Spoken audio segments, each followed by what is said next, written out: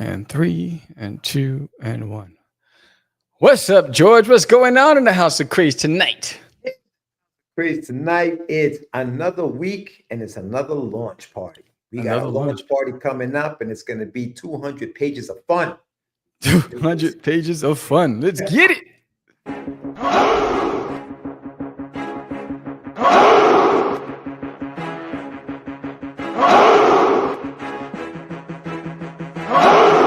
We are the only show for independents all around, giving you a platform to spread your word all over town. Catch the Craze is the place to promote to your fans with the dream of Medina and Sam the Crazy Man. Subscribe to our show and never miss an episode. It's time to get your mans, listen to us on the go. Updated every week, we never miss a day. Join the squad, come on in.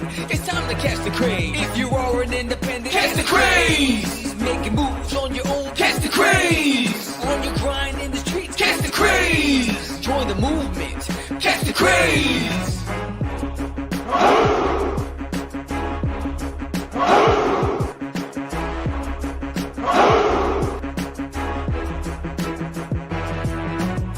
Yeah, George, we did it again. Come on now. You know you want to do it. Catch the Craze.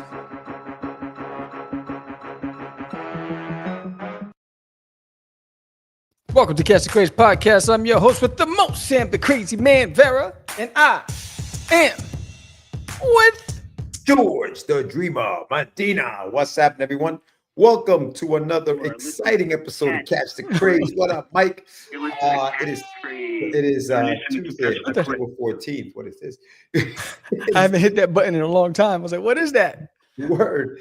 It is Tuesday, Lou. It is Tuesday, October 14th, and we are live with you guys. We have another launch. Tonight, it is Mr. Samuel Vera's turn to deliver as we have the launch party for Forbidden tonight. No pressure, no pressure. 200-page graphic novel, epic fantasy that you actually wrote many moons ago. Many moons ago. Those are some of the characters that you saw flash on the screen there. So we're going to do that in just a few minutes, but we're going to be talking a little bit about just some of the other stuff that we have going on.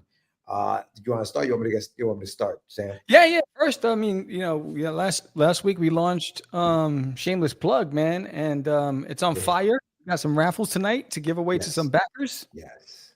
Yes, we do. So last week, I had Sam Vera, aka Wonder Dog. Hey, Mike is convinced you were under the suit. So last week during the launch, we spun the wheel twice, and we had a couple of winners, but one of the winners, unfortunately, was Sam Vera. Now, friends of the program like Sam can't win these things on the show. It's just not fair for the peeps. I can win. So Sam is unfortunately, we're taking away his gift, and we're going to spin the wheel again, and we're going to give it to another backer. So that's what we're going to do first. You let me know when you want to do that. I have the wheel ready to rock and roll whenever you want to go. Where is that? Wow. You want to spin that wheel? Let's spin the wheel now. Let's add it to stage. Let's go. All right. So here we go. Now, these are the numbers that were eligible at the time when we first launched. I got to get that going too. So here we go. We're going to spin this bad boy. It's early, but here we go. Round and round they go. Where we stop, no one knows. Yes, he's 19. 19. Number 19. Number 19 is the winner. All right, so there you go. Number 19. We can remove that. Number 19 is the winner. Winner, chicken dinner. If you're number 19, you will be receiving. Oh, let me show you guys what it is that you'll be receiving while Sam sets that stuff up. Yeah. So we were talking about the golden cap bottle. This is it. This is the golden cap bottle. Everybody who wins tonight is going to receive one of these inside of their package. On the back of it is going to be the QR code for the second chapter of the book. So you can read that while the book comes out. It should be out in the spring of next year. And if you find me at any convention next year, I will give you the book. You just got to hand this back to me, and I will give you the book at any convention. It's like finding Waldo out there. So this is what's going to be included in your package, and off we go. So number 19. Let me add that to my list. I'm not feeling so bad about not getting my prize. You'll be all right. You're gonna be okay. Son.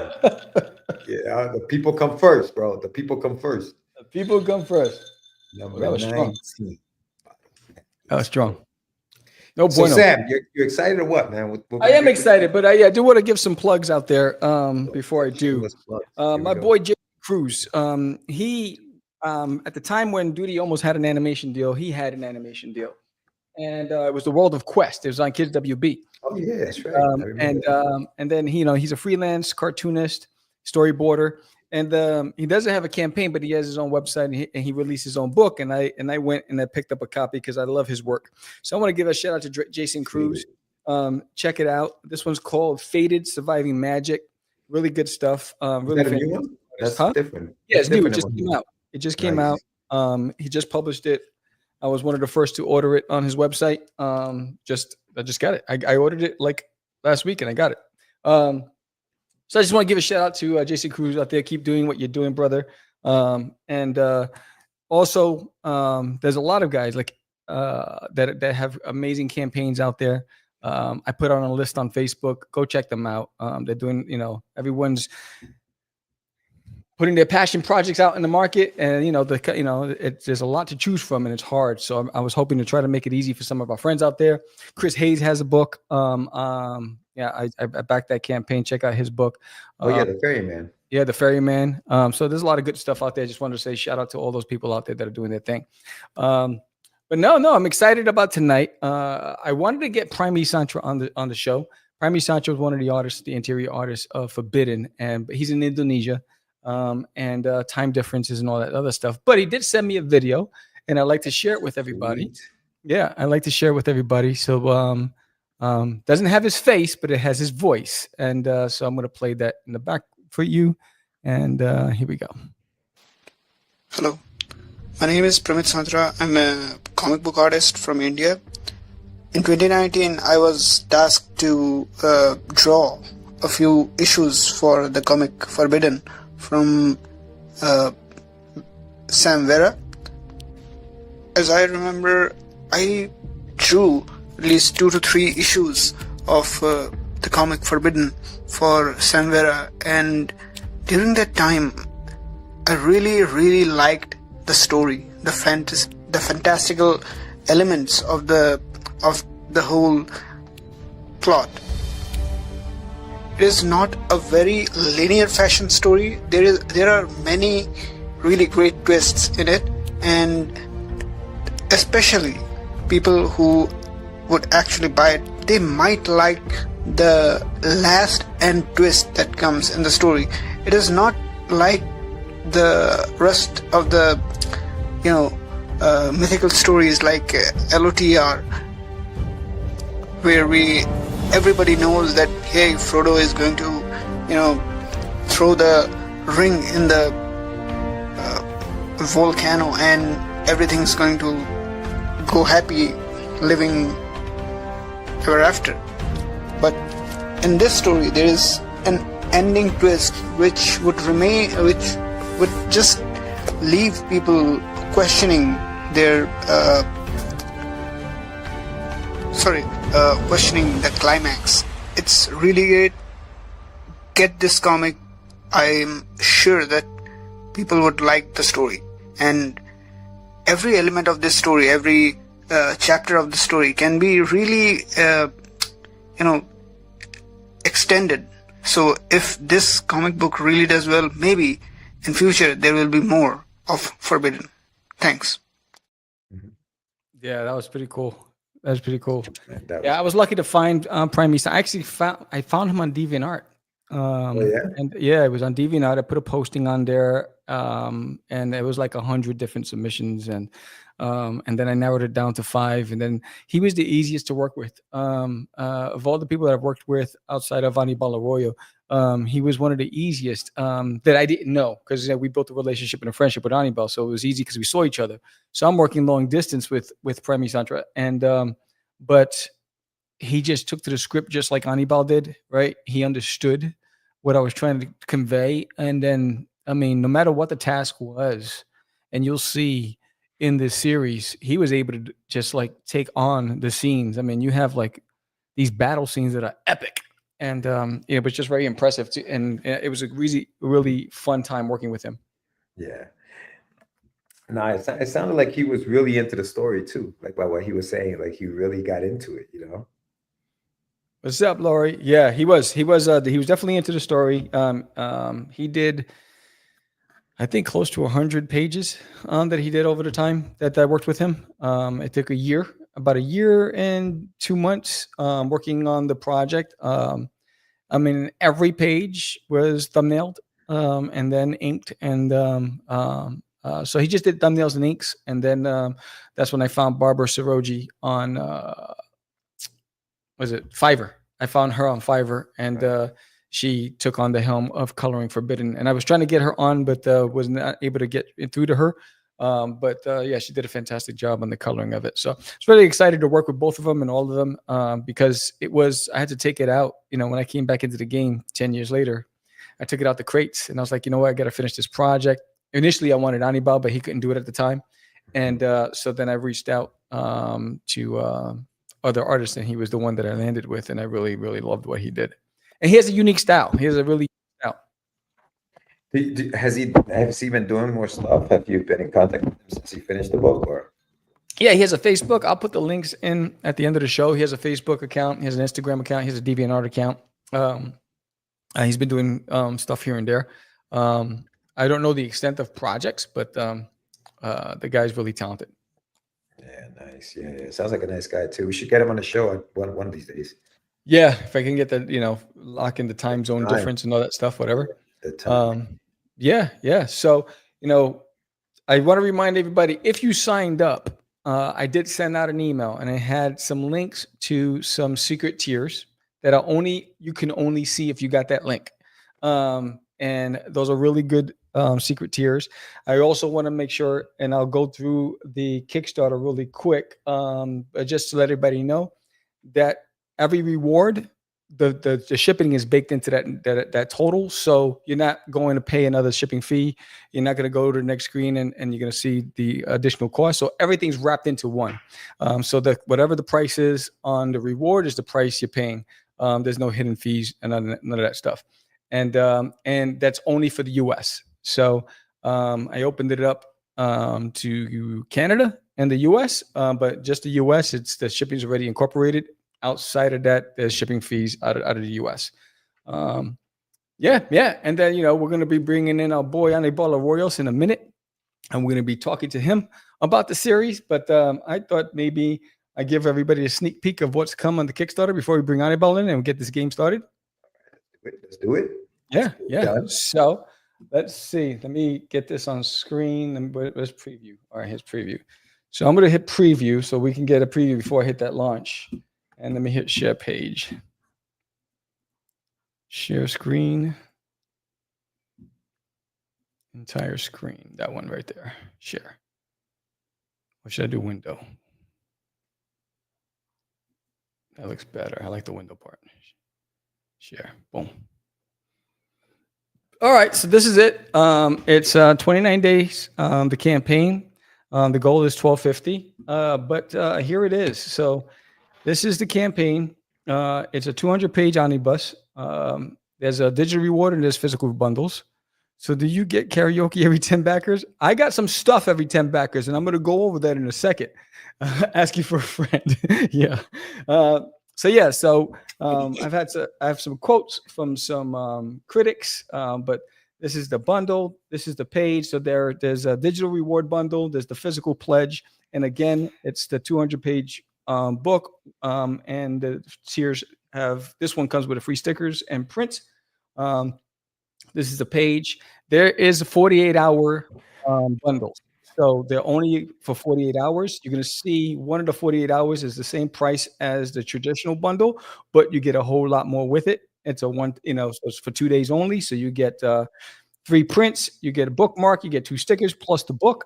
So we have the world map is available as add-ons. It's also available on secret tiers if you got the link. some pages. Here's some preview pages from Oreos Compollo. You also have another 48-hour bundle. So there's a hardcover edition and there's a softcover edition. If we break 5,000, there's going to be the dust jacket for the hardcover that'll be added to anybody who ordered the hardcover. So here's some. I mean, this is one of my favorite pages that Anibal did and produced. You see the secret bundles there on the screen. It's there's a lot to unpack with that secret bundle. These are some amazing pages that Anibal. He really captured the drama and the mood of the scenes when he illustrated this. This is my favorite one that he did. Yeah, the desert. Yeah, this is my favorite one. Yeah, that's when he captured my hair. Yeah, it was pretty cool. Yeah, it was nice. Yeah, that's exactly why I like it. Yeah. Yeah. So this is a double page spread of Desert Ra in the canyons. Here's another scene with David Hunter. Whoa. Yeah, for the ladies. Hey, ladies. Easy. And this is another double page spread. It's pretty dope when to get it ready for battle. There's a lot going on in this scene, and here's another scene with some voluptuous stuff going on. But then here's a cast of characters. You know, you got Viejo, Desera, Lord Vox, Sid and Arius. You got Creepers and Shaku, an Overseer, Nocron, and David Hunter. And then you have the rewards. There's the digital bundle. There's the soft cover bundle. There's the 48-hour special. So if you look at the difference between the two, for the 48 hours, you're going to get all this. So it's an incentive to drive that through the 48 hours. And the same thing with the hardcover edition. You get 3 prints, the bookmarks, the stickers, plus shipping is covered. Then you have super tiers. This is the Deseret bundle. It comes with a drawstring bag, collector's bag, comes with the map, a whole bunch of 3 prints, stickers, and same thing with the hardcover bundle. And then there's milestones. So for every milestone, what's up, Dan Price in the house? For every milestone, when we're 25, I had a bunch of indie creators send me some digital files of their books. So every time we unlock, we fund it. So when we hit 25% funded, we unlock and you get a digital copy of a fantastic comic book by my fellow indie creators out there. And then we have backer goals as well. So there's 8 goals to unlock there. And then we have the add-ons. So you have the virgin prints of Deseret, the black and white editions. Then you have the print collection. There is a collection of 9. There's one by David Quiles. There's by Anibal Arroyos. There's 2 by Anibal Arroyos. The rest by me. There's a 9 print set for $30. Then there's the stickers and bookmark collection. The bookmarks and stickers are $3 each, or you can get all 10 for the $25. And then there it is. There's a drawstring bag, book bag, rock and style. Walk through the convention halls, rocking Forbidden, be the envy of the Comic Cons. So that's pretty dope, and it's available on tiers and as an add-on. And then there's the trading card collection, and there's a 7-card set, and there's a bonus 8th card. This is the bonus card. And they're going to be randomly packed. But there's a stretch goal that if we get to another stretch goal, we'll unlock another, which would be a 9th card. Then there's the world map. And then you can get any the back-end portfolio of Mr. Vera. You have Designated My Toilet. You have Cast of Crazies that George and I did. You have ARG, which is a short story prose that I did. And then we have stretch goals. So and when we get to that point, we'll talk about what those are. And then if you back this campaign and you back shameless plug, here's the link, click, you get this free duty print from me as a thank you. And the same thing for George's campaign. If you back his campaign and mine, he's offering a free print as well. And that print is over here. I have it right here. There it is. Bang, shameless plug right there. So there's a lot free stuff as we unlock stuff and just to back this campaign. So I'm going to play a video of Anibal Arroyo, and then we're going to bring him in and launch this bad boy. Let's do it. So I'm going to exit this preview, get this out of the way. Let me go back to here. So here's a little promo vid that my boy did. Was pretty cool. I had to add some elements to it to spice it up, but here it is. What's up, guys? My name is Aníbal Arroyo. I am a self-published children's book author and indie comics creator. I've been doing it over 20 years. I'm here to talk to you about a special little project goes way back with me. It's called Forbidden, and it's very near and dear to me. It's the very first endeavor I had into the world of self-publishing. It was created by my good buddy Samuel Vera, and I first met Samuel at a Comic-Con here in Jersey. Samuel and the rest of the team, George Medina and Jonathan Syfax, and we clicked, and about a month later I was working on Samuel's creator-owned book, providing pencils and inks for the first 2.5 issues, issues 0 through 2. What I'm holding here is actually my very first published anything. It's a black and white miniature version of a promo piece I did for the book back in 2004. What we're doing now is we're launching the book. Hopefully we can get it published and out to you guys into the world the way it was meant to be, in full glorious color. So that's where you guys come in. And behind me, what I have is a few of the covers I did back in the day for the book, issues 0 and 1. And the story just, it really represents a stage of my life. I was in the service at the time, and while I was doing the thumbnails and behind the scenes stuff, I was actually stationed in Iraq doing that. So it really brings me back.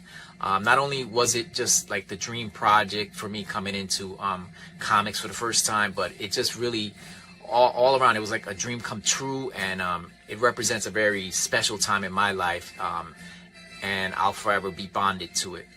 So hopefully you guys come out and support us on Tuesday, this coming Tuesday, which when you see this will be now, today, and we make it happen. Social medias, I can be found on Facebook as Aníbal L. Arroyo. That's my first name, Anibal, L. Arroyo, Arroyo. And on Instagram as Artista Arroyo. That's one word, Artista Royo. One word, Artista Royo. And that's about it, guys. Hopefully you guys come out and we just have a blast with it and make it happen, all right? Peace. Artista Royo. Artista. That's Yeah, you man. don't even need to have Aníbal on the show anymore. He just gave us. I know, he just did his thing. What's up, buddy? In that video, he just broke it down. What up, Aníbal? I don't need to speak, bro. Just play rewind. Oh, just keep playing that. Keep it in the loop. Out of loop. Awesome. What's up, guys? How y'all doing, man? What's up, dude? What the hell? All right. He disappeared. Daniel, wherever you're at, I hear you. Sorry. He disappeared into the drawing. There he is. Peekaboo. I see you. So yeah, Aníbal. So Yes, sir. so much about that story that you just told us brought me back to when we first met you at that convention way back. What was it, 04? Yeah, that would have been wait, 04? 05. Damn, that was 04. Yeah, May of 04. Yeah. April of 04. Jeez. Yeah. And listen, I you know the story. I mean, people probably have heard the story about the Bible that Sam gave you. That day just handed it to you with all the stuff in it. Sam, you've been working on that story for a while, right? Forbidden? Yeah. I created it 25 years ago. And then when I pulled it out of the drawer back in 2019, I started adding to it. So before I gave it to Prime Santra, I read it again, and from the point where Aníbal left off, and I said, "Oh, there's some things I want to add and edit, and I didn't explain this, and let me explain this." But then I wanted to Prime Santra's point, I wanted to leave the element where the reader can create their own follow-up in their mind, because it leaves you with a lot of questions, right? So I would love to, I wanted to leave the reader with like taking the adventure on their own and if they fell in love with a character, maybe tell their own version of what they thought what would happen with that character, because the end leaves it open for a future if I ever wanted to expand on the project to take it on to another area. And so that's what my goal was as I kept writing it, because I was never going to stop. I realized I had to stop at a certain point. And I was like, every time I kept writing, I said, I got to give it an ending, but I want to give it an ending that's strong enough to be able to leave you with some questions and get you maybe a little frustrated. And it's like, man, I wish this would have happened, or I wish I would have seen this. Right. Then I know that you invested in the project, and that's what I wanted from the series. So there was a point where I was typing and I just stopped, and I just said, all right, now let me get an artist on this project. But you never changed any of the ones that Aníbal did. No, I didn't change the characters. I added characters. No. I'm talking about those stories. So that, in other words, you didn't have to redraw that because you didn't change the beginning. No. I didn't change the beginning. I changed. I added to the middle and end. Yeah. Yo, Aníbal, looking back at the book, man, what do you think? Well, I've told the story before, but I gotta like take it back before I go forward with it, like meeting you guys and all that. If anybody out there has not already heard the story, I met them at the Star Wars convention here at Secaucus, New Jersey. They were the only guys pushing indie comics in a convention full of Star Wars stuff. You know, guys dressed as Wookiees and R2-D2s and Luke Skywalkers, and they just did not fit in. You know why we did it, right? You know why we did that convention? Sam had a space opera type of story, I guess it was. I don't remember what it was. Cosmic Wars. Cosmic Wars. Yeah, Cosmic Wars. We were like, yo, this would be perfect for Cosmic Wars. Like, I'm not like a huge, I like Star Wars, but I'm not like a huge, like, fanatic about it. So when I was there, I'm like, damn, this really isn't for me either. I'm looking around, I'm like, who the hell can I talk? And then I saw you guys who looked a little worse off than me. And, I approached the table, we got along, we clicked. And like I said, a month later or so, I was doing the Forbidden Story for Sam. And like my experience with it, man, I'll tell you guys, just even opening the book, it takes me right back, bro. Because literally I'm doing thumbnails in freaking Iraq, right? In the desert.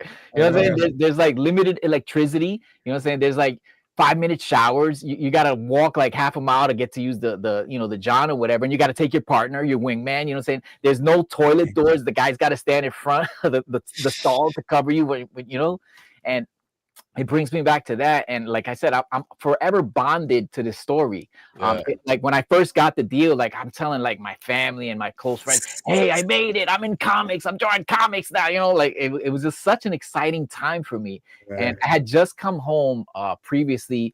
Before that was actually like my third Comic-Con where I had like taken my portfolio to talk. And my first one was funny because I talked a friend of mine from the military to go on with me who was also an artist. And big mistake, bro. He got all the shine. Okay. All the guys looking at the stuff were like, oh, your stuff is really good. Oh, when I came up, it was like, okay, good job. And I was like, damn, okay. I'm not doing that again. So I started going by myself. And at the convention I went and met you guys at, I was kind of like leery, like to take my portfolio in, you know what I'm saying? And I didn't even want to take it to the convention at all. I took it because my wife talked me into it. And I left it in the car at the time. And when I talked to you the first time, I told you about it. And, I still didn't have the guts to show you. I walked around for a little bit and Jonathan came back and got me. Jonathan was like, hey, bud, we'd like to take a look at your portfolio or whatever. And that was, that was the catalyst, as they say, that kind of, sprung us forward or whatever. And, man, like I said, I love looking at the stuff. And it's just an amazing feeling to know that, I did that, and here it is this many years later, and it's still, I feel it's still relevant to what we're doing. You know what I'm saying? It's still, fantasy never goes away. That type of stuff never dies. So that's like something that can continue forever. You know what I mean? You know how I know that was a long time ago, and it was like a different time, because not once were you offered money. and it was okay. You made it. Not once was money spoken about. I gave him all the supplies. I got Comic-Con tickets. Is what Yes, you got free Comic-Con tickets. Bro, at the time, I was so wet behind the ears. I was just happy to be doing it, bro. I was just like, yay, give me. I want to draw. Yeah, I would draw stuff over. Like, if I wasn't happy with something, I'd be like, no, that's not good enough. Sam's not going to like that. Let me draw that over. My man was in the war zone. Yeah, we talking about we were poor famous. We were broke famous. I was committed, bro. I was committed to that. You were committed. I was telling dudes I met in Iraq about you guys. I was like, yeah, when I get back, I'm going right back into my comics. I'm working for Crazy Comics. I even tagged it. If you guys remember, I tagged it on a freaking missile. There's a picture of me tagging Crazy Comics on a freaking missile that we saw out there. That's crazy. Bananas, that's the last you cannot thing imagine the feeling that I had doing it.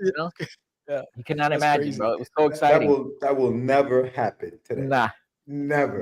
That story will never happen today. Yeah, that's just good times, man. A moment in time, brother. Yeah, man. Thanks for so much. All right, so I want to remind everybody tonight's raffles before we begin. I'll be raffling off 3 things tonight. I'll be raffling off a copy of the comic strip that I did. We're crazy guys. I gotta work, right? And I will also be raffling off Psycho Sal, the Duty cover edition. I'll be raffling that off tonight, and I'll also be raffling off the Herman story in the anthology that was released on Free Comic Book Day.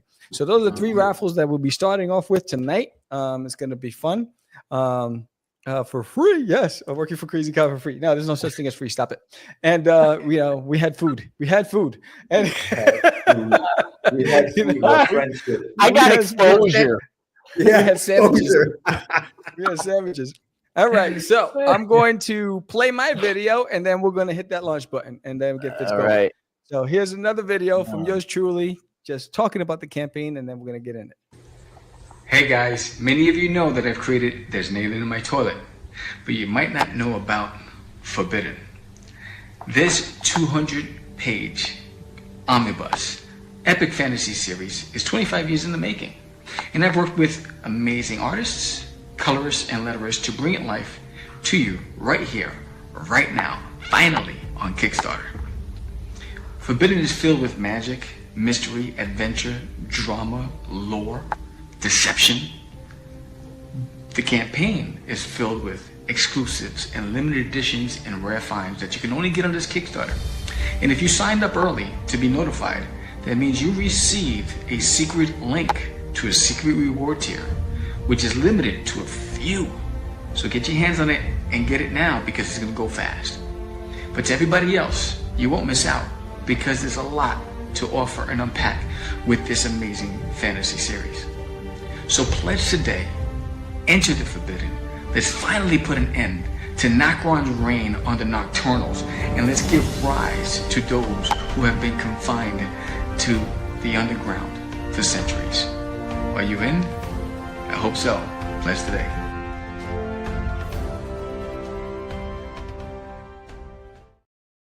I hope the Obama smile worked, but let's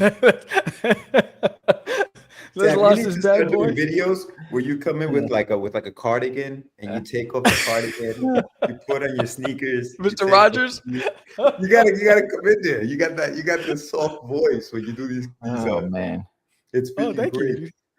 He says I have the lustrous voice.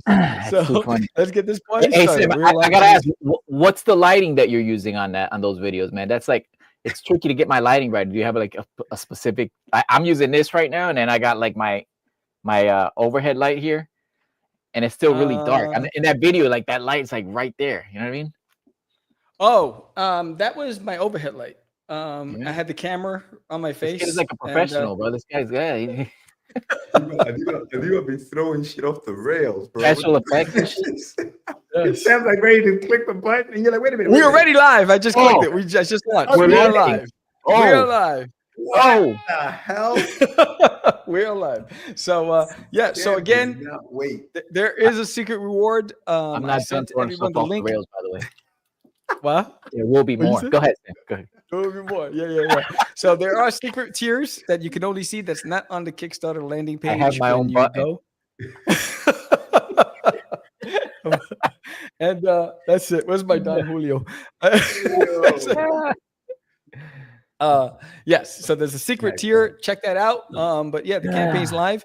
And again, I'll be doing some raffles tonight. There are free digital comic books from friends of mine and independent creators that'll be offered as stretch goals. So as we get closer, I'll be unlocking a lot of them. We have 8 different free additional stuff. Plus, if you back this campaign and you back Forbidden, you back Shameless Plug by George Medina, you're getting 2 prints, one from me and one from George. So there's a lot of free stuff and a lot of free swag. So go ahead and check it out. And yeah, man, let's get this game started. I also have a game. I had to change one of the questions because you gave a lot of answers to questions that I put, like, where did we meet?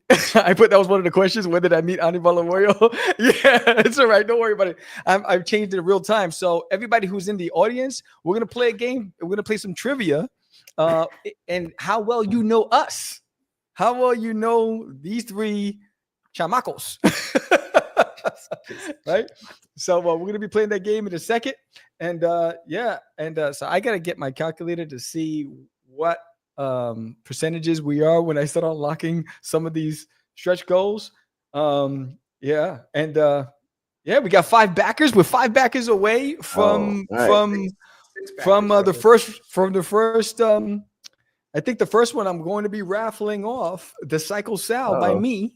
We're 6 backers. The Cycle Style by me.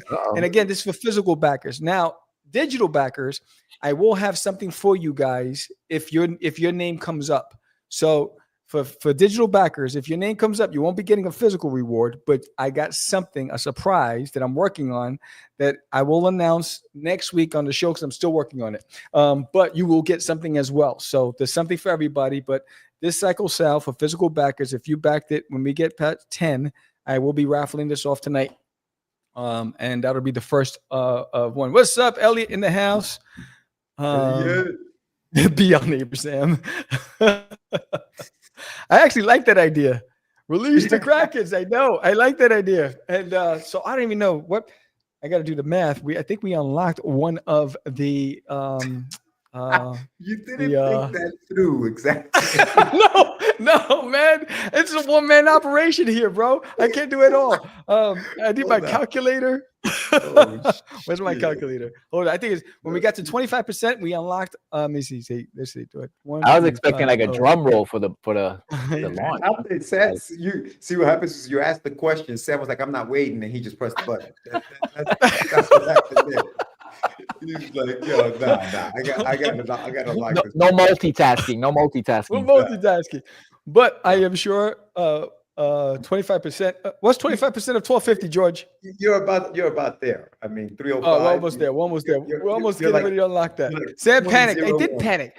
Because I know there are people who are not watching the show that probably went on the campaign at 7 o'clock. They go, he lied to us. It's not live. Mike said he panicked. He's just like, I gotta hit it. That's hilarious. But no, when we met you, Anibal. Yes. John was after you because it was for Street Journal.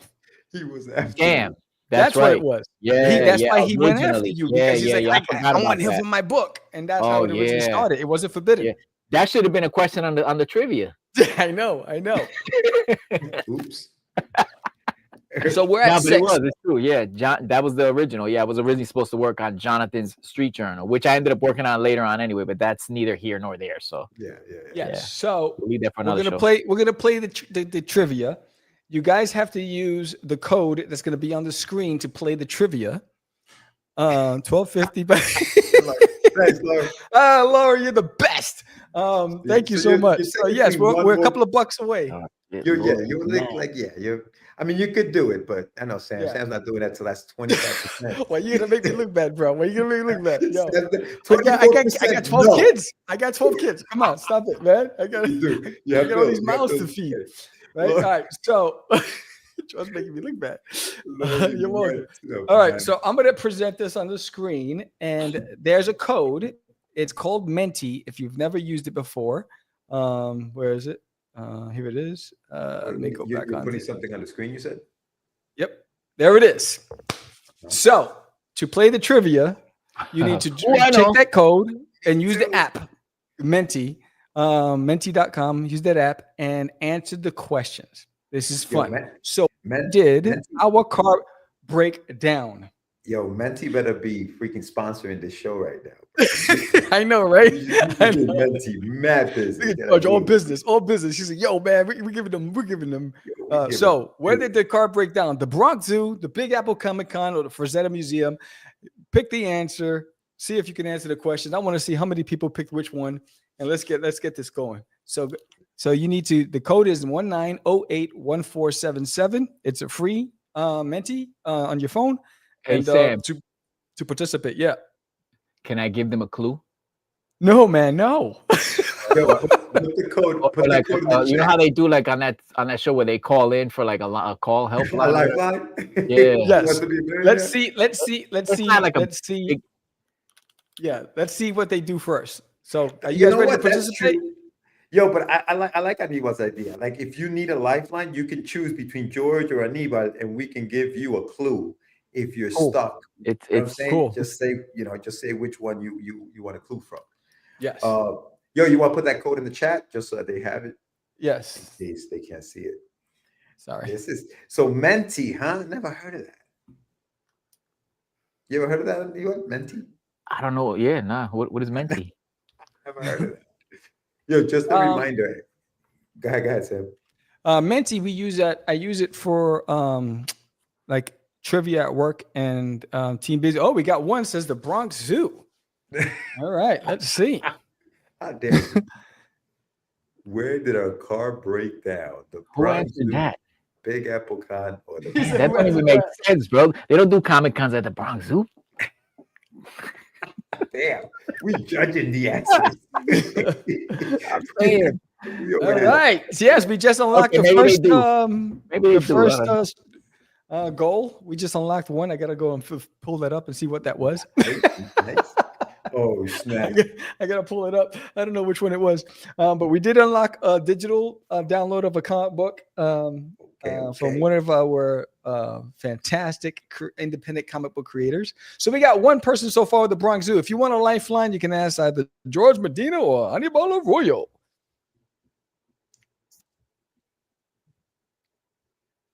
Crickets. I know. Everyone's like, what the hell? They're like, how do I use this phone? It's like, yeah, Menti, we always do it for like team building and icebreakers. We always use it at work. Yeah, it's a really good tool to use. Menti. What about if you guys, what if they just start running a campaign in Menti? There, Sam, many hats. what do you want them to just answer it in the chat? Answer it in the chat if you can't answer it with Menti. How about that? Right. If Menti's giving you a hard time because you got to get off from watching the show, and then you got to go into the website and stuff. That's way easier. Yeah, just answer in the chat. The questions are here. Answer in the chat. As a matter of fact, I'll take notes as far as like who's at, how many we got of what. I just don't know who. I won't know who. Actually, I won't. Here we go.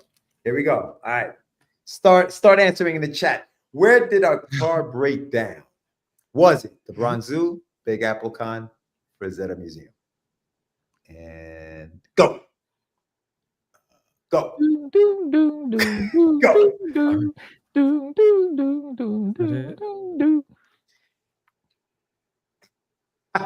Okay, Lori says Big Apple Comic Con. All right, so we got a Big Apple Comic Con. When do we give them the answer, Sam? What are we doing?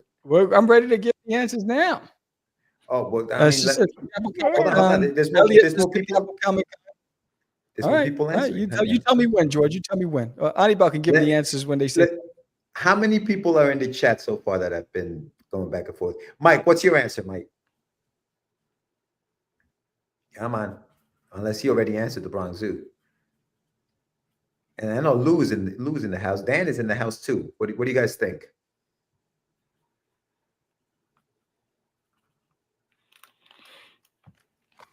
All right, I did see Mike said Bronx Zoo.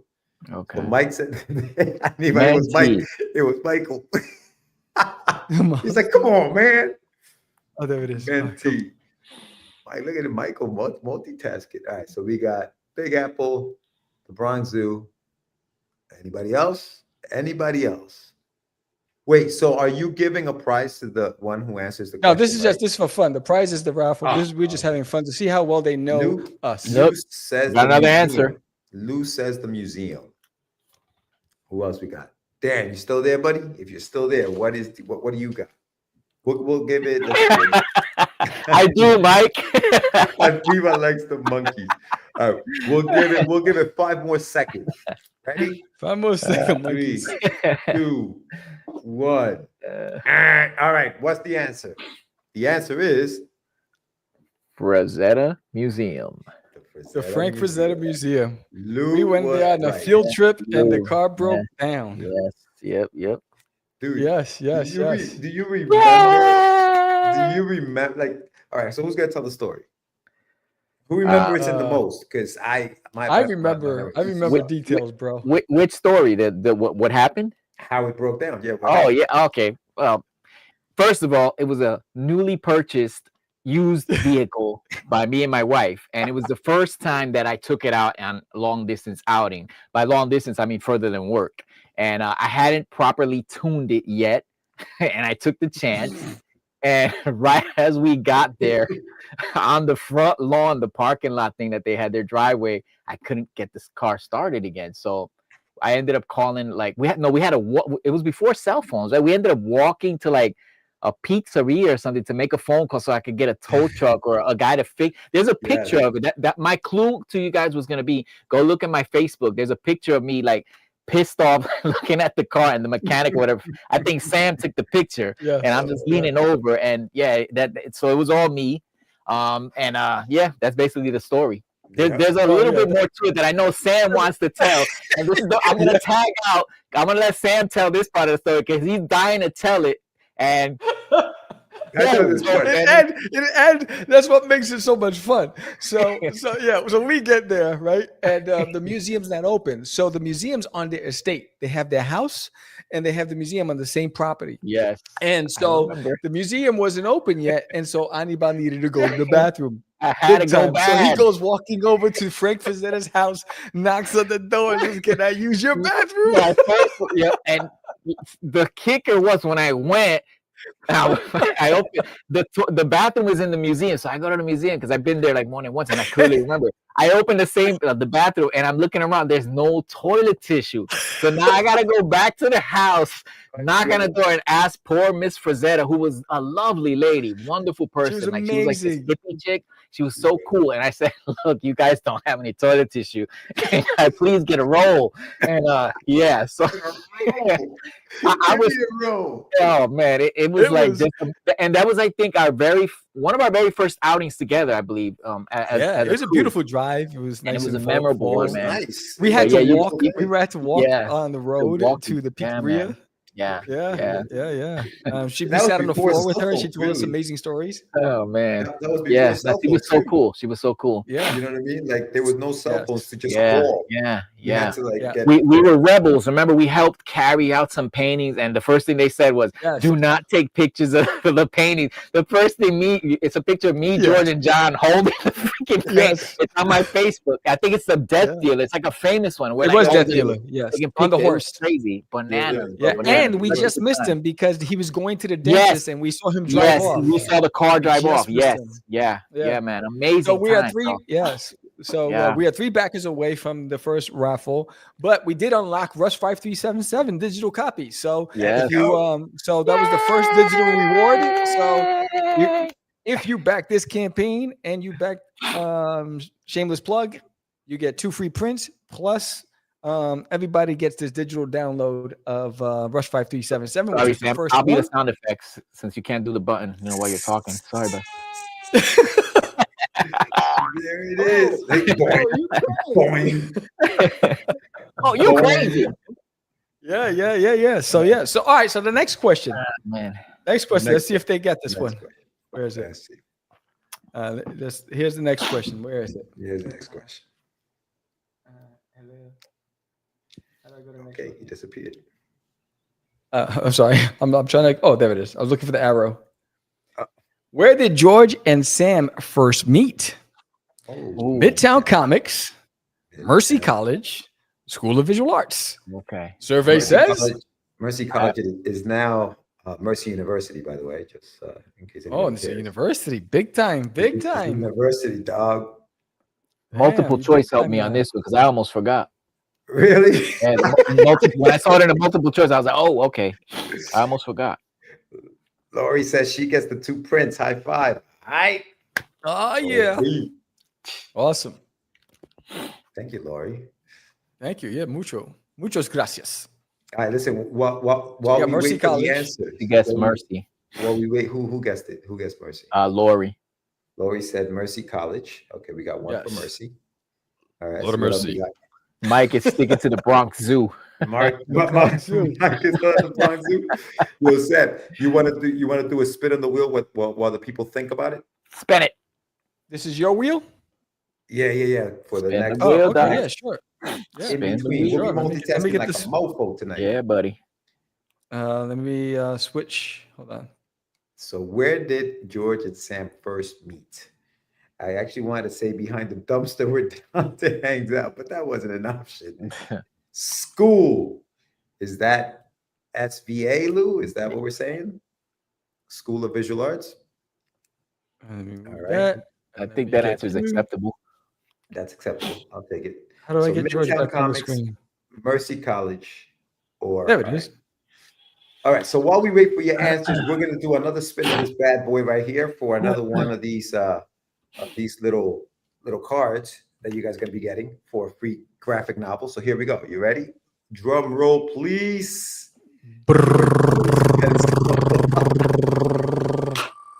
On the morning go. Where he stops, nobody knows. The number is 45, 46, No, 46.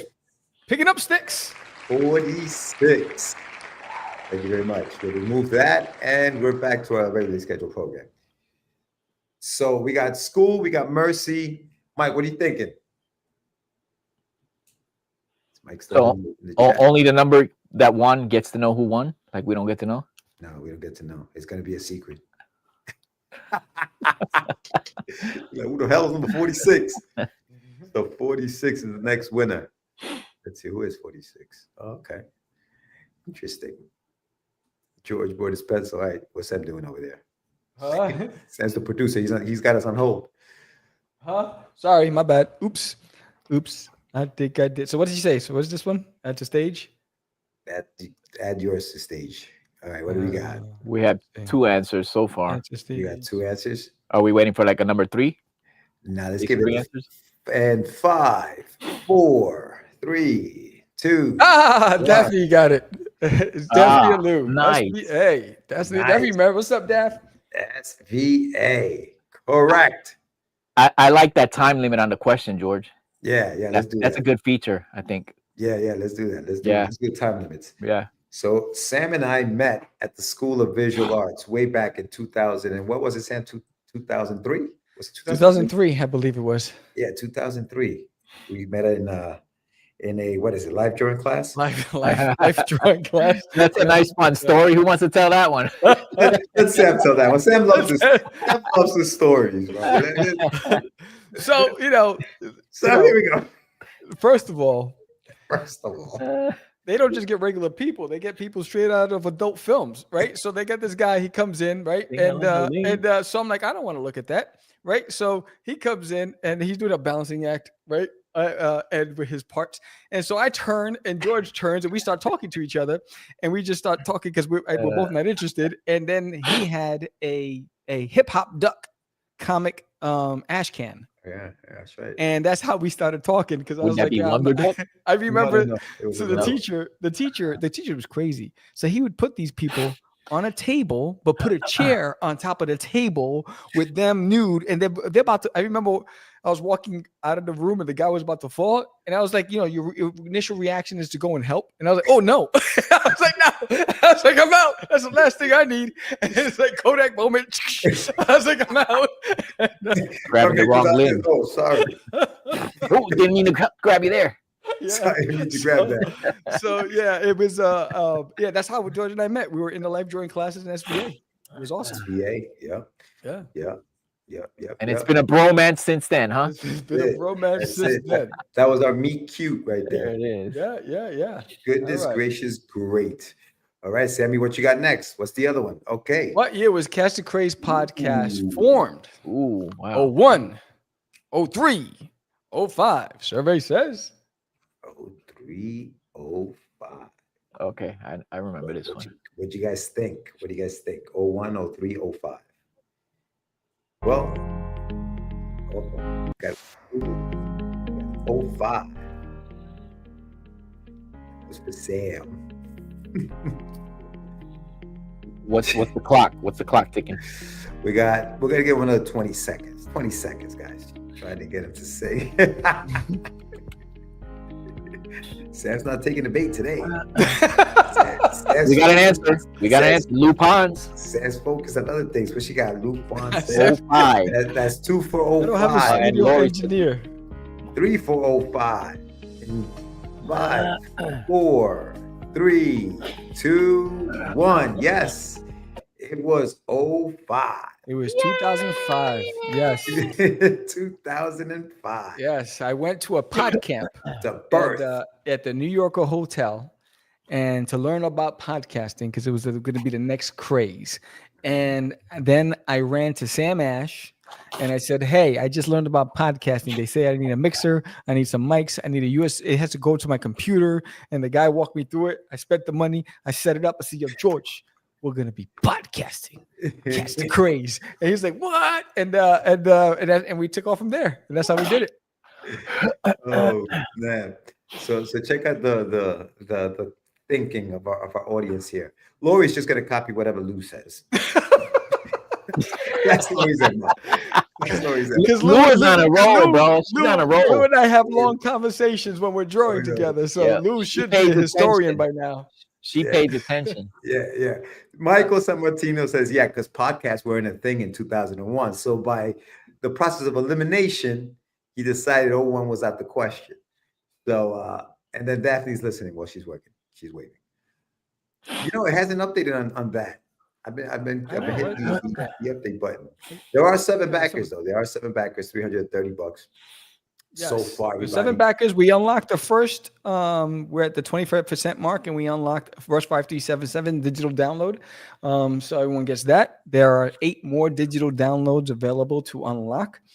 We have backer goals and dollar goals, percent goals, and the next milestone is 50% to funding. And when we get to 50 backers, we'll unlock one of the other goals. But if you back this campaign and you backed George Medina's shameless plug, you get 2 free prints, one from me, one from him. So there's a lot of free stuff. And then we get to 10 backers. We're raffling off Cycle Sal with the cover of Duty by Me of Cycle Sal. So I'm raffling that off and we get to 10 backers tonight. And so let's go back to the last question on the Mentimeter. And the last question is, how many artists worked on Forbidden? Were there 8? Were there 5? Were there 2? Wow. Is this a trick question, Sam? It's not a trick question. All right, Mike. Peace, bro. It could be. All right, guys, back to work. Thanks, Mike. All right, Mike. Appreciate you. Good question. 17. That wasn't even an option. I wonder what Lou's gonna say. Come on, Lou. What do you say? That's 17. We're gonna give this one 30 seconds. We're gonna give it 30 seconds, and then we're gonna give the answer. Here we go. You know what? I'm kind of like, you know, because Lou.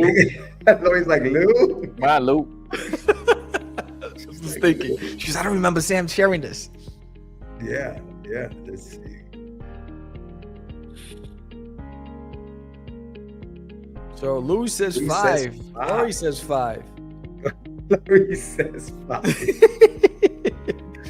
All right, in 5, 4, 3, 2, 1. It was 5. Yeah. 5, right? It was 5, right? So the pinch hitter was David the Wolf Quiles. All right. So who are your artists? Go. There was Prime Santra, Mhm. Anibal Arroyo, Yep. David Keelis, Yeah. Eric Ifata, and yours truly. Eric Ifat. Yep. Okay. Yours Wow. truly. Yes. Wait, so what did Eric? Oh, he did the he cover. did the wraparound cover. The wraparound cover. Yeah, David Keelis did one of the covers. See, I thought you were I thought you were including colorists No, no. as artists. You know what I'm saying? I thought you were going to include colorists. That's why I Right. was like, but it didn't add up because Victor, remember? Yeah, Victor, I was gonna Victor say. did, yeah, he colors. Yeah, and yeah. then Barbara did the other thing, but that was Yeah. only 7. So okay, so 5 was the answer. 5 was the answer. Yeah. Gotcha. Yeah. So the Wolf, he actually did a piece that's one of the prints that's available on the campaign. David the Wolf Keelis, another fantastic illustrator. The Wolf. Yeah, we met him at the Big Apple Comic Con. I had to get my glasses and magnifier. Yeah, we met David at the Comic Con. So it was, I think you met him first. Yeah. And then introduced him to me. Yeah, I remember how we met. We met him at the Big Apple, definitely the Big He Apple. had a table. Did he know JD? And that's how we met him? Like, Yeah, he knew, yes. He knew JD Calderon. Brian Kahn, right? Brian Kahn. They Yeah. were, That was the crew. Those 3 were a crew. which, by the way, I saw him this weekend at the New York Comic Con. I couldn't find him, bro. The letter, the alphabet system was all. No, he was in jacked the up. main floor. He was in the main floor. He was. I thought he was in Artist Alley. He was in the main floor, Okay. like in the 1700s. Like he was. In the 1700s, Man, yeah. okay. That's like his spot. Like he's right. Yeah, I that's do like- remember him being. Yeah. Yeah. Oh, he's a monster, man. His artwork. Oh, is yeah, David? insane. David is No, Brian. Oh, Brian is David- Brian, his David work too. ethic is Brian's work ethic is But he's beyond. been in Artist Alley before too, though. I remember seeing him in Yeah, Artist Alley. yeah, I'm sure he Yeah. has. But I know. You remember when Brian? One time we were in San Diego, and we were like there were like 15 dudes in a room. Like it was like crazy back in those days. Beast, bro. Yeah. Beast. And Brian was up like all night sketching Yeah. cards. It Yeah. was insane. It was insane. All night. I mean, he would work all day. We get up early. We get up at 6, Yeah. 7 in the morning, right? Yeah. And go get breakfast and then head to the con. And then we go out to dinner and we're Yeah. partying. And then we get back to the hotel while we're all out there hitting the sheets at midnight. He's up there till 3 in the morning drawing commissions because he has orders to fulfill. Yeah. I mean, I didn't understand. He was just built the whole different way. Hardworking Yeah. brother, man. Hell yeah. dude. Yeah. Hell yeah. It was insane. It was insane. Yeah, no, his work ethic is crazy. And his setup. I mean, you look at his prints, they're gorgeous. Like, he's really gotten into the sports, I guess, like, that kind of stuff with the cards and all that. Yeah, that seems to be like his bread and butter right there. That's Yeah. his thing. Yeah. And the likeness, like he's really good at drawing likenesses. You know what I mean? That was something you were doing a lot too, Anibal, right? Yeah. I went through a Right. little period of doing that stuff. Yeah. Yeah. That was right before I started doing like my own, books and stuff. I was doing that stuff. Yeah. So the looks of the characters, that was something that was inside the Bible, like for Forbidden. That was something. So that I had character had- designs. Yeah. Anibal beautified them, right? Yeah, So he had I visuals. yes, I had all the visuals and the designs Yeah. for the characters, and Yeah. then he'd put the Anibal touch to it. Because Yeah. nobody does hair like Anibal. I mean, he should have just been a hairstylist, bro. I knew it. It's like Vidal Sassoon. It's like, Yeah, man.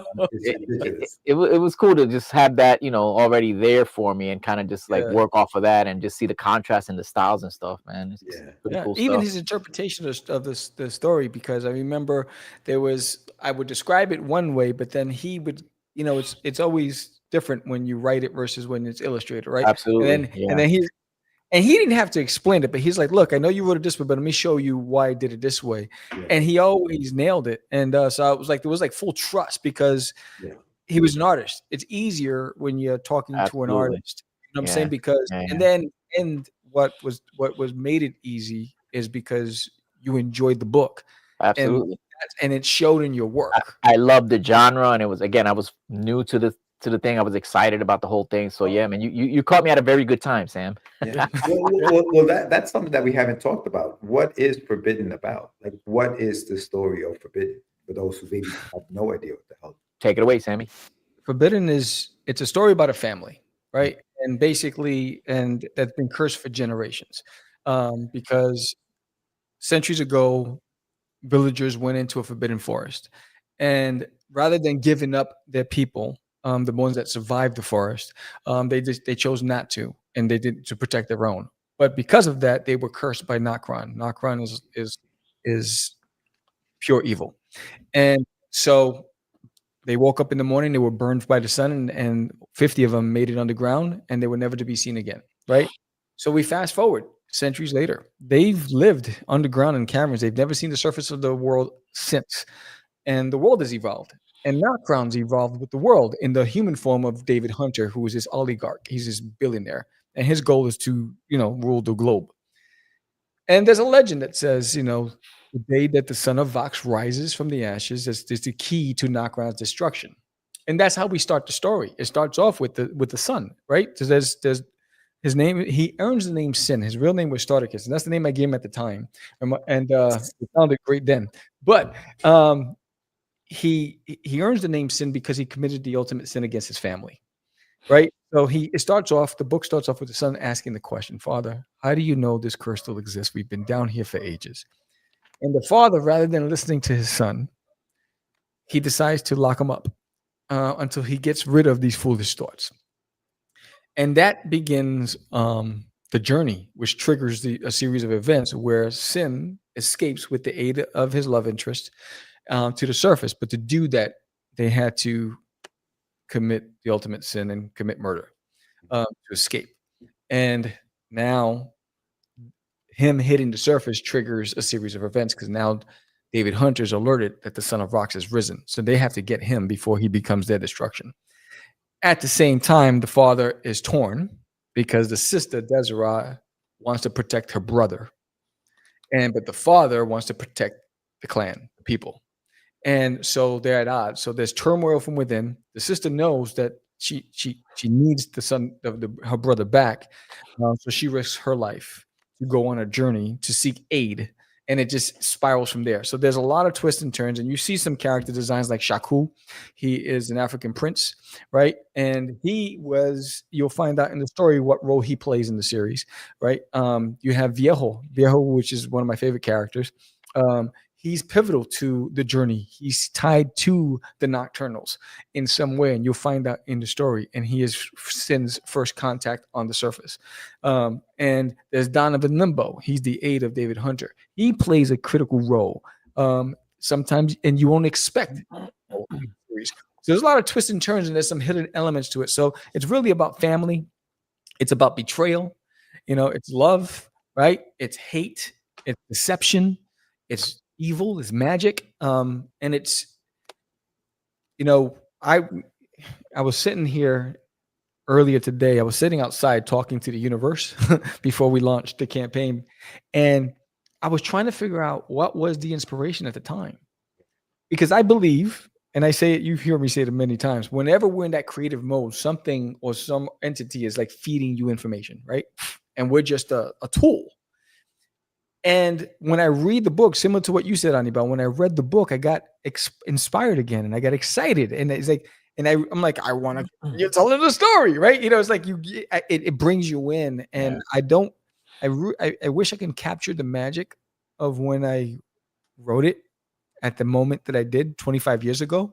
Yeah. But I knew that I wanted to break into comics so bad, and I wanted to prove that I was a creator, a multifaceted creator. So I know that was one of my first full-fledged scripts that I wrote from start to finish, like a project that I wanted to create in this world.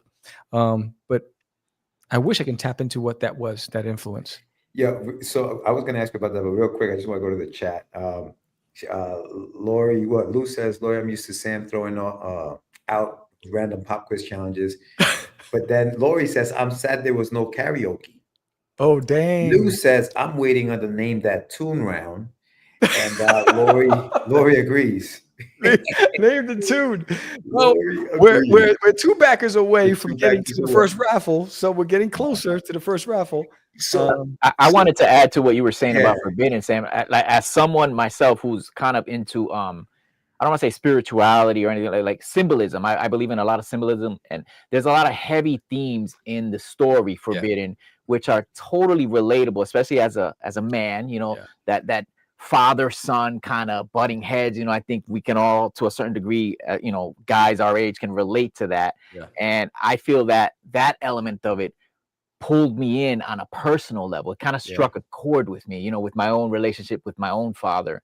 And you touch on a lot of serious themes within the story, even though it's a fantasy, action adventure tale. There's a lot of like real human stuff in there that could apply to any genre, and I think that was part of the appeal, aside from like drawing cool, stuff. Yeah. That actually kept me interested in the story. It's funny that you say that, because I was the youngest boy in my family. I didn't grow up with a dad, right? So, and I had to be like the protector. Gotcha. Right, the youngest boy, but the protector. We grew up in tough neighborhoods, and my mom, wasn't wealthy, and it was almost like I was always trying to prove something. Gotcha. Right, and that's what Sin is trying to do. He's trying to prove something to his dad. But he's always been seen as the rebel. Gotcha. Right, so I don't know how much of that was in it when I wrote it. But when you asked, as you started talking, I was like, wait, at that time in my life, it was a tumultuous time in my family. It's in there. It's definitely in there. And so that was my outlet. When did you create it? And like, what year did you actually sit down and actually wrote down? Like, remember writing down like the first concept for it or whatever? All I remember is that what I can tell you. What I do remember is I sat down and I wanted to create a story about a father and son, right? And this thing between the two, and I came up with the word Sin. And I said, why is his name Sin? That's not his birth name. What is his birth name? Why did he get the name Sin? Because of what he did. Why did he do it? Is because his father. What was it about his father? And that's how I started writing it. So it started off with the character, and I started working my way around it. You were an adult, though. You weren't a kid. You were an adult. Yeah. So I think that, and we spoke about this before. Like, we're like, when we're younger, or before we know so many things, like now we talk about knowledge is power, ignorance is bliss. When we're creating, the less we know about what we're doing wrong, the easier it is to create. Yeah. Once you start getting in your head that this should be written like this, and this is the rule for that, and writing means this, and show don't tell, and blah blah blah. Once you start thinking about all that stuff, the creativity. And I'm not saying you can't create around that, but I'm saying like that raw emotional stuff that you don't care if you get wrong, you just put it on paper. You kind of like are afraid to kind of do it wrong, so it kind of stops you. Because ignorance is bliss, right? Because I say this all the time, George. To your point, it inhibits you. It kind of it kind of puts like a fence around you, so you can't cross that fence. Whereas before, you don't even know the fence is there, or you don't care that it's there. You know what I'm saying? Like, it's just, you're free to roam and free to create. But I would say this, for me, from my experience, I'm better for knowing what I know now as opposed to what I didn't know before. You know what I'm saying? I was probably happier not knowing. It was easier, but my stuff, my material, my product or whatever, my storytelling is better now for knowing. I'll give it that much. You know what I mean? And this is why I think when we write stories, we should just write them. Yeah. We should just write them, put them on paper, right? The crappiest stuff, whatever you want, just put it on paper and refine it as you go along. But don't stop yourself from writing just because you're afraid that somebody's not going to like it, because they're not going to see your first draft anyway. They shouldn't. And it's the same. It's the same premise for Crazy Comics, right? We went in there, we didn't know the rules, and we were just doing what we were surviving, and we were just having fun, right? So where other people like, how did they do that? We didn't know that there was a format to do certain things. We just started doing it. We didn't have money to print color copies, but we had a connect that we were able to get color copies, right? We were folding our own stuff, right? I remember sitting on the floor, packing all of these mail outs, sending it to every newspaper editor and every radio host, and I was spending my own money just shipping press kits left and right all over the country, trying to get exposure. You didn't know that there's a format and you needed this and you needed that. We were just breaking rules and having fun. I think that, to your point, that's the purest form of creativity, when you're uninhibited and when you're just inspired. Yeah, man. Yeah. We're playing. We were talking about that before. We're just playing. This is our yard, and we're just kind of just out here having a good time and playing. Absolutely. Yeah. Absolutely. And that's what it is. But yeah, no, it is a fun story. Was there a character, Aniwa, that you didn't get to draw that you were like, damn, I wish I had gotten a chance to draw that? I got to draw him like I think once for like a pinup I did. I wanted to rock out Shaku and that panther, bro. That was a dope ass visual, bro. And even Sin, like with his get up, like one. Well, I'm not gonna give too much away, but like when he transforms, I wanted to rock that out. But like, I didn't get to that part of the story. I had already, parted ways or whatever with the story at that point. But yeah, that would have been something to definitely. Because you had seen those characters, right? Yeah, you had seen everything. You knew I still have the Bible somewhere, like that thick thing that sent with all the visuals. I have that here somewhere in my studio. But yeah, I'd seen all of them, and I was like, I can't wait to draw that guy. He looks cool. But yeah, I didn't get to. But Sam, what was the inspiration for Viejo? Oh, my grandfather, bro. Yeah. Okay. My grandfather. I wish I had photos of my grandfather. He had that look. He had that weathered look. My grandfather would smoke his Marlboros, right? Mhm. And he's an ex-military. He was an MP in the military. He was a bad dude. And he had a body like Bruce Lee. Like he was like skinny, ripped, and he was strong as heck. And he was mean. But he would sit there with his Marlboro and his Budweiser, and he would tinker with televisions. Right? He would just have like 7 televisions opened up, and he's just tinkering all day. And but he had that look, like that old, like wisdom in his eyes, but he's seen things and experienced things. It was just that look, and that was the inspiration behind. Because we used to call him Viejo all the time, and and that was like the inspiration behind it.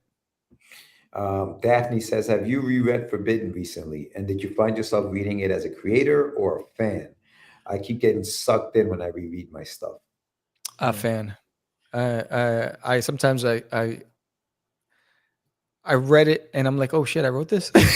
You know what I mean?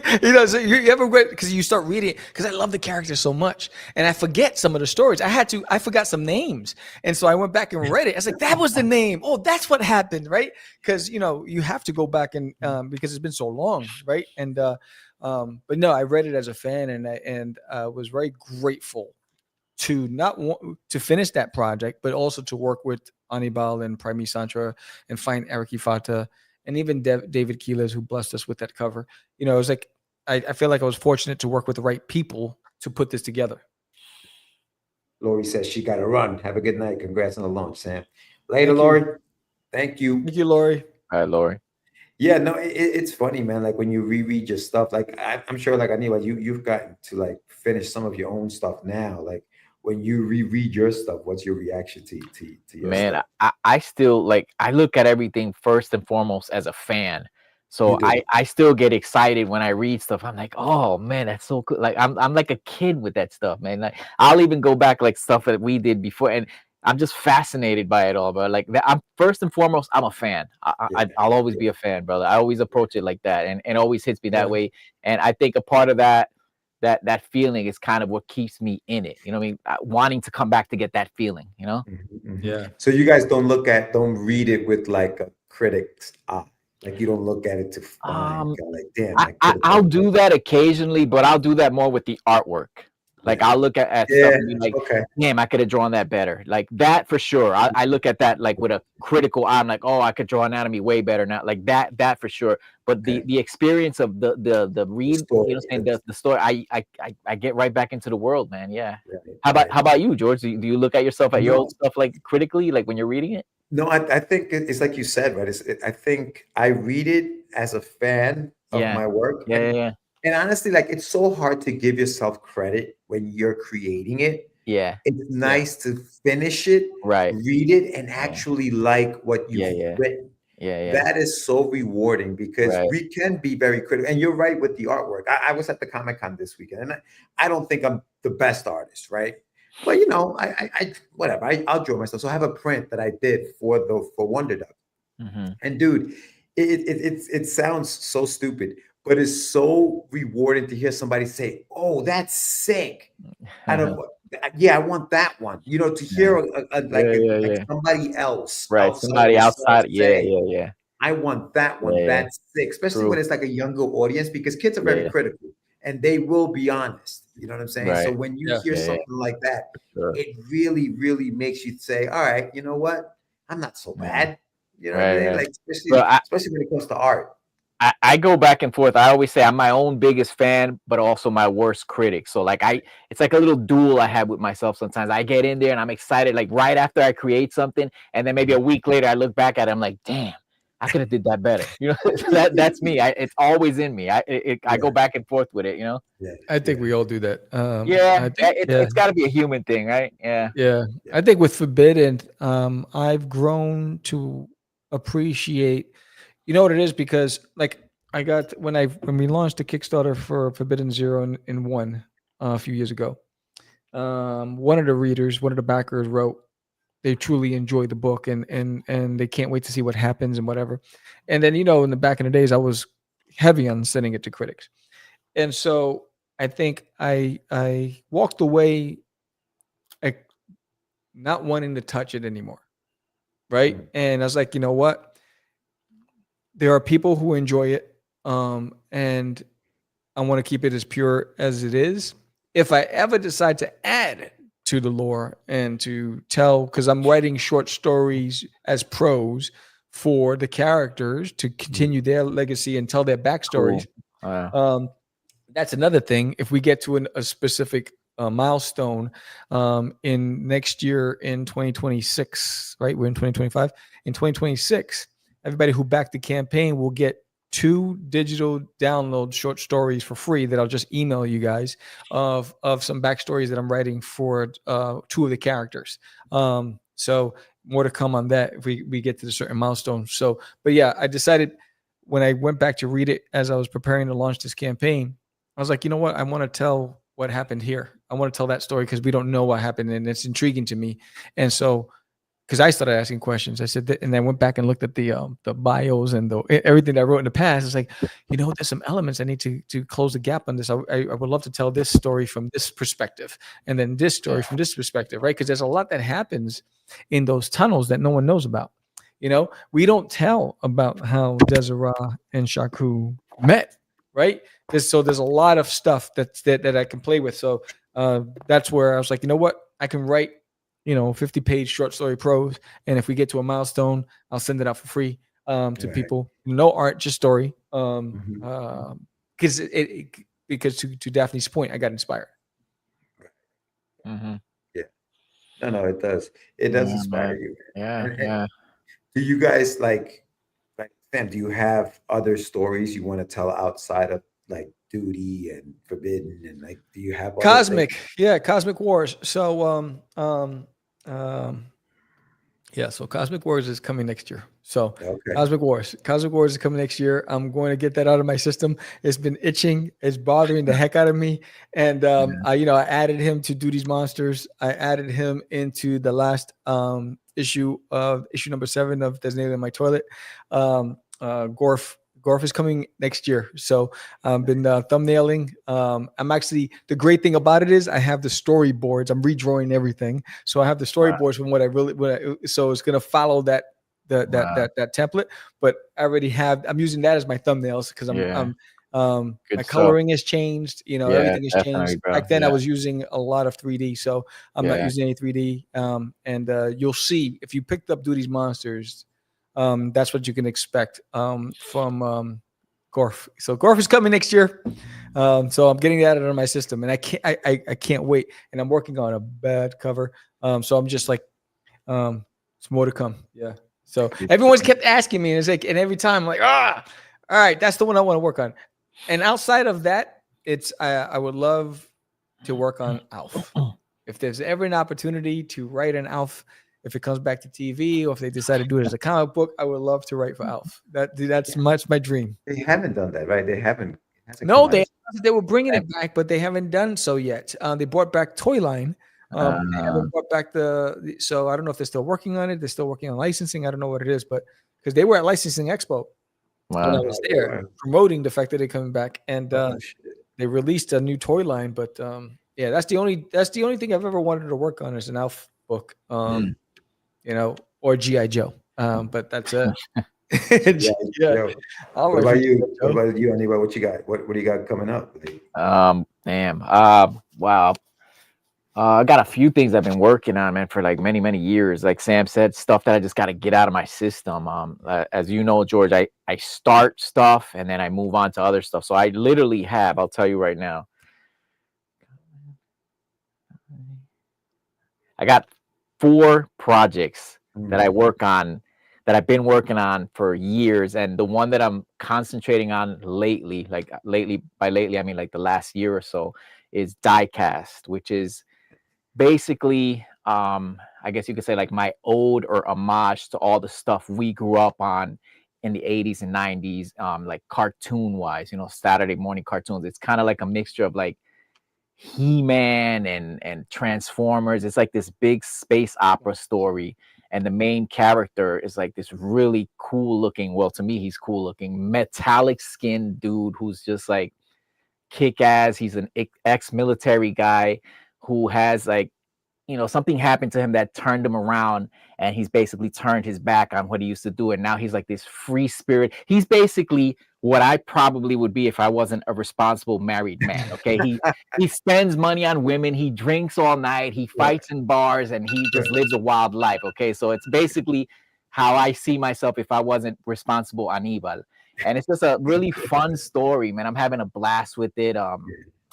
During the story, like I started learning. It was while I was in school. I went to a school during the time, and I learned digital coloring. So like I'm doing all of it myself. Everybody tells me I'm crazy. You shouldn't do that. It's a lot of work. Hire out. You know, all of my professors were saying that, but I'm a little stubborn when it comes to that. And like I said, I'm having a blast with it. And if the time comes where I feel I need that, I'm open to it. So I'm not against it. It's just right now I feel I got it in me and I want to rock it out while I can. So hopefully the first part of it, because I'm doing it as a graphic novel, but in portions, the first part of it, and mark my word, George, I should have you the finished artwork by spring so that you can letter that bad boy. So it's out there. Spring. All right, we got it on record, bro. We got it on record. It's on record, bro. It's on record. Yeah, man. Yeah, no, and you're coloring, man, because you're a painter. I have a painter's background. Before I did comics, I was a portrait artist. Okay, I used to do like wedding pictures, baby pictures, graduation, you know, bar mitzvahs, all that. You know, I actually did oil paintings of people. That's my background. So I have a very strong understanding of color and painting and all that. So now I just get to apply it digitally, which is a lot of fun. Yeah. So nice. That's awesome, bro. That's awesome. Yeah. No. So spring. Look out. Look out brother. for some stuff. That's yes, awesome. sir. That's awesome, brother. That is awesome. That's dope. Yeah, man. Hell yeah, man. Yo, so tomorrow I will be signing. I'll take this little time out. Oh, yeah. So I'll be at Long Island Comic Shop, and I will be signing the first issue of Wonder Dog that's going to retail stores. Awesome. I will be there from 11. It's a full day tomorrow, 11 to 8. I will be there breakfast, lunch, and dinner. They're gonna have to kick me out, bro. They're gonna have to kick me out. So so I'll be there. Big shout out to the guys over at Long Island Shop, beautiful Long Island Comic Shop in Long Island, New York, Lynbrook. So if you guys are in the area, stop by. I'll be there all day.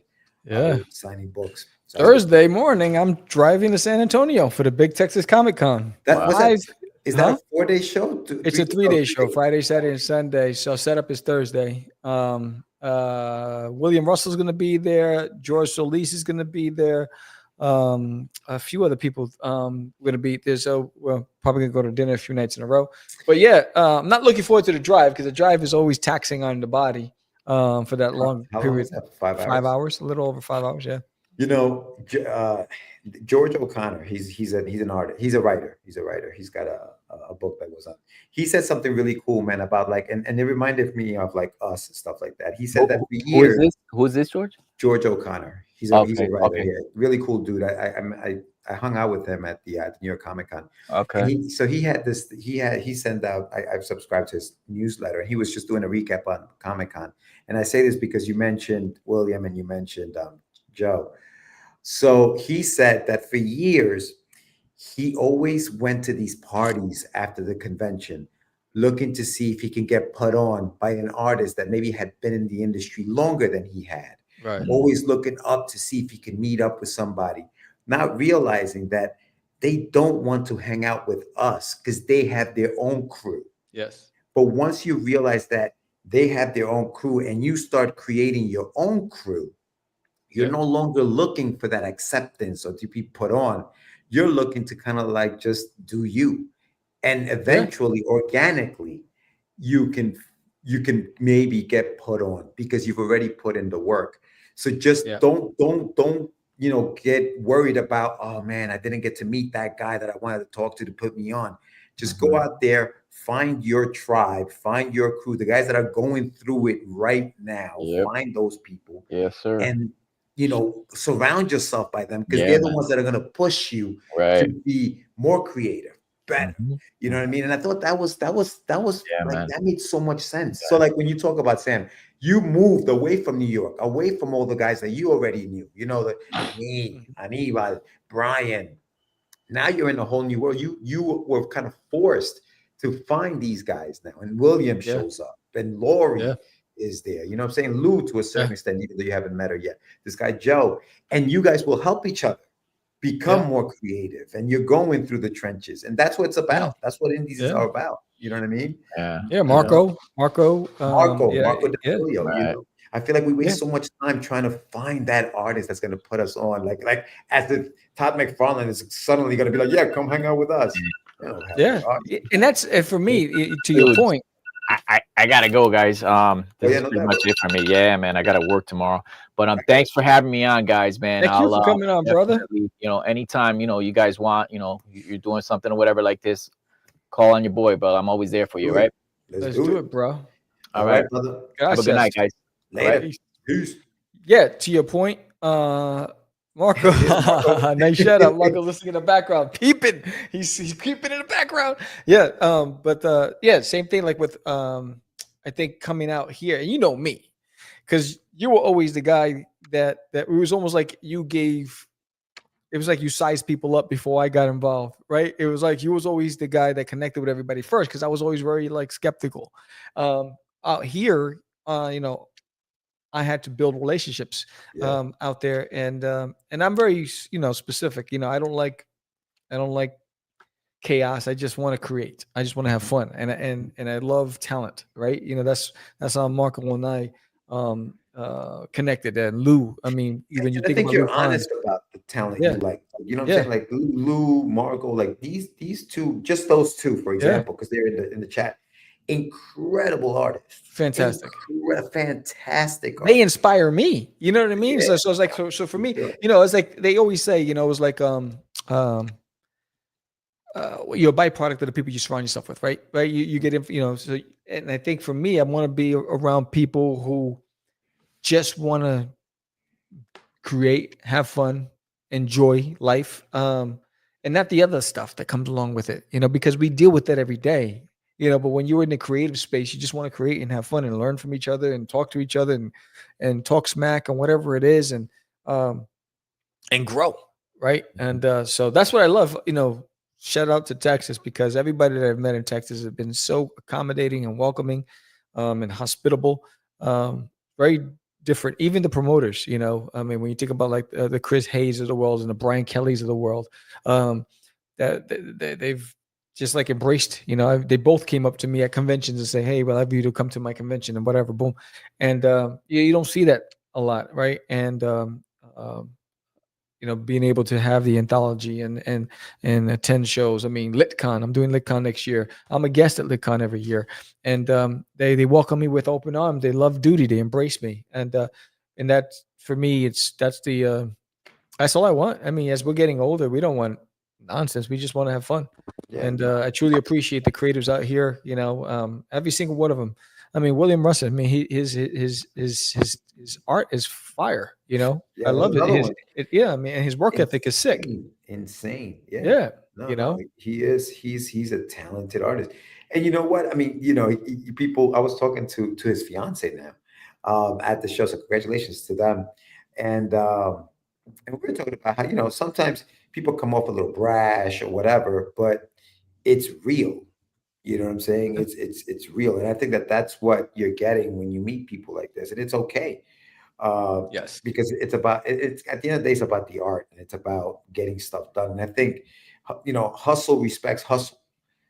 Yes. That's just what it is. If somebody sees you hustling, they have no choice but to respect your hustle. Otherwise, you're just a hater. You know what I mean? Like, Yes. it's how can you hate hustle? You can't hate hustle. You know what I mean? And respect it, embrace it. Yeah. I mean, I remember, and I don't care what anybody says about William, because he's cool with me. I remember he asked me, him and Lori, right? And I was like, the nerve of them asking me. They should know. They were like, they were asking me what they should do to drive their Kickstarters. I said, what are you talking about? You guys are pros. You know what I'm saying? When I look at the hustle that him and Lori Calcaterra have, like these guys are just, they're creating the rule book. They're creating the playbook. I said, I need to figure out what you do. Right. And I said, so I think keep doing what you're doing, because what you're doing is working. You know what I mean? It's like, but that's the humility that they had, right? That's that artist humility where you don't think it's good enough, or am I doing enough, or whatever. We start doubting ourselves. But the honest part of it is that they these guys are really good at what they do. That Lou says, thank you. I'm always inspired by our chats. We had fun on your last draw stream. Yeah, that was fun. Yes. Yeah, that was the last piece I did was Desera with demons in the back. Yeah, no, and that's what it's about, man.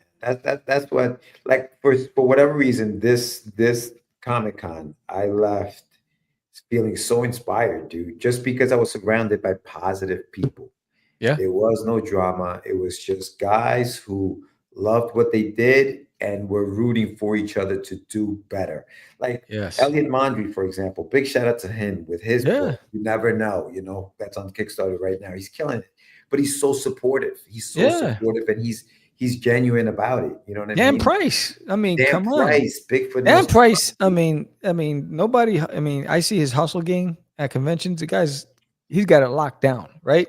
Yeah. And I love his work. And so when I always look forward to finding out if he's going to be at a show I'm going to be at, because I love to connect. And but it's that it's and like Marco DeFilio, right?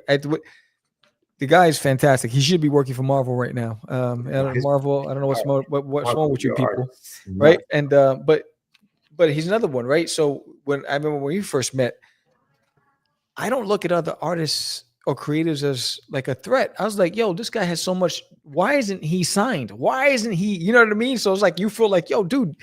So I think that's what it is that when you see somebody's hustle and you recognize the talent, you want to be able to like, yo, whatever I can do to help, it's like, boom, keep pushing it, and, but, I think that's what it is. It's, life's too short, bro, and envy is it's destructive. And, it sucks the life out of you. It is. I mean, who has the energy to be envious? I think it's just wish everybody the best and, keep pushing it forward. And, that's why we do the podcast. I mean, that's the reason why we started Catch the Craze podcast is because to shine a light on the people that we're working in the game with, right? You know what I'm saying? And I think that's the spirit of it all. I can go on about that forever, but so we're gonna get close to wrapping this show up, and so we haven't hit the 10 backer mark yet. We're 2 backers away from the first spin the wheel. If we don't make it tonight, we'll spin the wheel next week. And we did get somebody who did get a secret reward, so that was pretty dope. Oh shoot, nice. Yeah. Right. And it's a new backer, so shout out to that new backer of the campaign. So we're at 8 right now, and we are, I don't even know what the percentage is to the campaign. I need assistance. You gotta look at that on the app. Yeah, so we're 30% funded. That's where we are. We're 30% funded, and so when we get to the 50% mark, we'll unlock another free digital download. The first one that we unlocked was Rush 5377. So everybody gets a copy of Rush 5377 by George Medina. And if you back this campaign and you back the shameless plug, you're going to get 2 free prints, one from me, one from George. And if every 10 backers, we're going to be raffling, and I just want to show it again. Cycle Sal with the cover by me of Duty as Cycle Sal. The mashup, that's the first raffle. Another raffle is going to be the free comic book day anthology where the Herman stories inside of it. It's pretty dope. And then another raffle is going to be a free copy of the comic strip newspaper that Duty's in. So Yeah, so I'm raffling three different things. Leave the drama and negativity behind. Going into 2026, we're all tired of it. Yeah, man, I don't have the energy for it. There's no reason, man. There's no reason for it. No reason for it. And you know, it's life's too short. Now, oh, we're at 9. We're 1 away. We're 1 away. Let's freaking go. Yeah, man. I didn't even see that one. I just turned the page and it was like, what the bloody hell? There you go. Thank you, number 9. I appreciate you. We're at 32%. So we're almost there. And we're getting closer to that first raffle. But if we don't make it tonight, again, I promise you, next week right here on Catch the Craze, we'll be spinning that wheel and raffling off some free prizes. But yeah, you know what? Forbidden, if you don't know anything about Forbidden, please peruse through the Kickstarter. If you got the links for the secret. Oh, number 9, what's up? What's that, Keith? Who's that? Yeah, what's up? Collector Detector. I like that. Collector Detector. Detector. Nice. Sounds like a cartoon. Yeah, what's up, KJ in the house? Thank you, my brother. Another OG from the block, man. Yes. Right? Keith was one of those guys, man. Yeah, Comic Artists Guild. Yeah. CAG. Man, back in the days. School, yeah, man. So Forbidden. It is the Scroll of Nocron. Death comes with light. Beneath the earth, a cursed race rises, hunted by shadows, bound by blood, and doomed to vanish in the light of day. They were cursed centuries ago. It starts off with a question. Dad, how do you know this curse still exists? We've been down here for ages. And that was the beginning of a series of events that unleashed Forbidden and is giving rise to the Nocturnals. So give this book a chance. It has heart. It's about family. It's about betrayal. It's about deception. It's dark magic. There's science, fantasy. Fantastic people worked on it. George Medina did the lettering. Anibal Arroyo did the first couple of issues because it was a 6-issue book. It's a 200-page omnibus. Eric Ifata did the wraparound cover. He's a fantastic concept artist and gaming artist. Prime Santra did the other 100 pages of the book. He's a fantastic illustrator. Barbara Soroji did the colors, and David Keelis did a variant cover, which is available as a print on this campaign. So shout out to the Wolf. The guy is fantastic and the ultimate comic collector. He has more comics than I got here. But yeah, so shout out to everybody else, and shout out to everybody that came out tonight. So again, we're at 32% funded. We're almost there. The goal is 1250. We got 29 days to go. If you got the link to the secret rewards, check it out because they'll go. We already sold. Someone already picked it up. There's only 10 available on the secret rewards. Awesome. But yeah, there's a lot to unpack on this campaign. Your help is going to help me get this book into your hands. But not only that, but also get it into stores because the goal is to have it distributed next year into bookstores. And this is the beginning for next year. Next year, Duty Forbidden will start hitting stores. And your support helps make it happen. So I appreciate every single one of you, which is why I'm giving so much away. So thank you for coming out tonight. Before we leave, I'm just going to play that video one more time. Hold on, I got two more spins on the wheel. You got 2 more spins? All right, let's spin one and then I'll play the video. We spin the other. Let's do it. Let's add to page. Let's add this bad boy to the page. Add to page. Here we go. Nope, that's the wrong one. Oh, I got to remove this one. Remove. All right, there it is. Add to page. Here we go. All right, and then 3, 2, 1. Now remember, this is to unlock the little bottle cap reward for those who are going to get a free graphic novel when it's complete. So let's do this. Round and round and go. Where it stops, no one knows. Let's do this. It is number 38. 40. Oh, 40. Wow. Damn. I was rooting for you, 38. I was rooting for you. Damn. All right. So we're going to remove 40. We're going to go to the video and then we're going to come back. And we're gonna spin another one. So be here for the spin. Here it is. Boom. Hey guys, many of you know that I've created There's an Alien in My Toilet, but you might not know about Forbidden. This 200-page omnibus epic fantasy series is 25 years in the making. And I've worked with amazing artists, colorists, and letterers to bring it life to you right here, right now, finally on Kickstarter. Forbidden is filled with magic, mystery, adventure, drama, lore, deception. The campaign is filled with exclusives and limited editions and rare finds that you can only get on this Kickstarter. And if you signed up early to be notified, that means you received a secret link to a secret reward tier, which is limited to a few. So get your hands on it and get it now because it's gonna go fast. But to everybody else, you won't miss out because there's a lot to offer and unpack with this amazing fantasy series. So pledge today, enter the Forbidden. Let's finally put an end to Nocron's reign on the Nocturnals, and let's give rise to those who have been confined to the underground for centuries. Are you in? I hope so. Pledge today.